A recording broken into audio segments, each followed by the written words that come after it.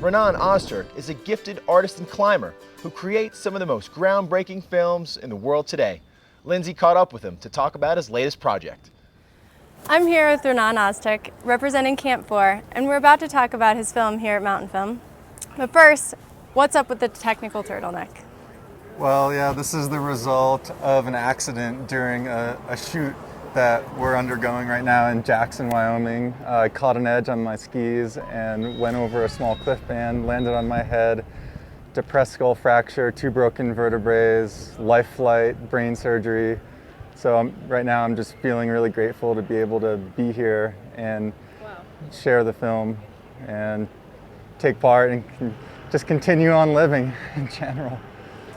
Well, obviously you're very passionate about what you do and willing to take a lot of risks for it. Tell me about this new film here at Mountainfilm. Yeah, I'm pretty excited. It's the world premiere of Towers of the Ennedi. It's a film about a climbing expedition to a remote corner of Chad, Africa.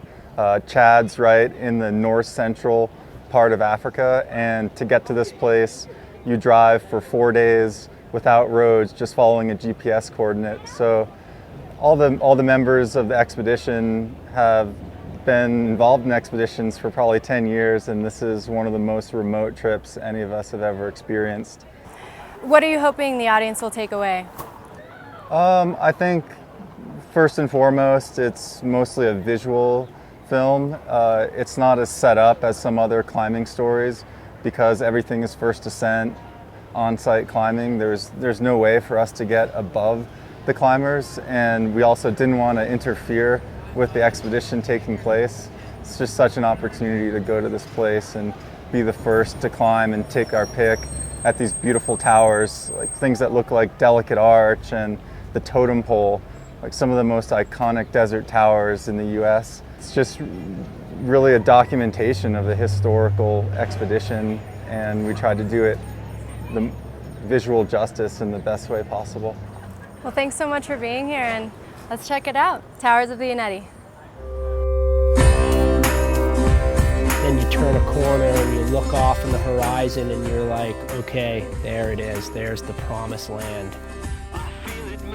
My goal all along has been to hopefully find towers like this that people haven't climbed before and be the one who pioneers the first ascent. And for whatever reason, I absolutely love climbing these things. So, which tower do you want to climb today?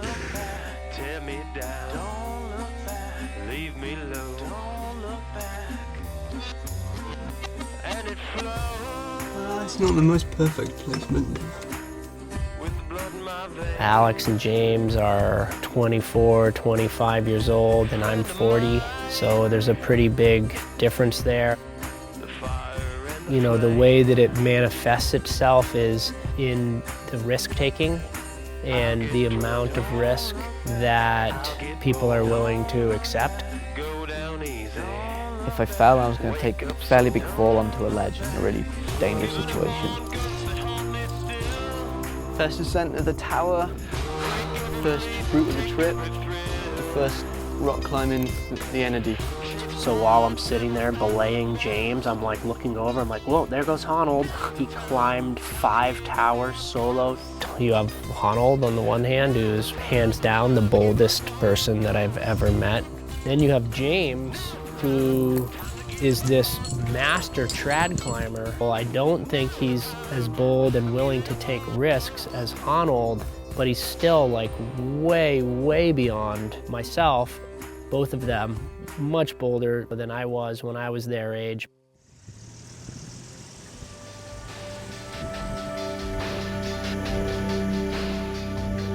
What happens once you have a family is that you start thinking more and more about the impact that it would have if something happened to you. The climber in me and the adventurer that wants to go off and do all these crazy trips, and they're always going to be risky. It's pretty hard to find the balance, but I'm trying. That's kind of like my struggle, and it's what I'm working on right now in my life.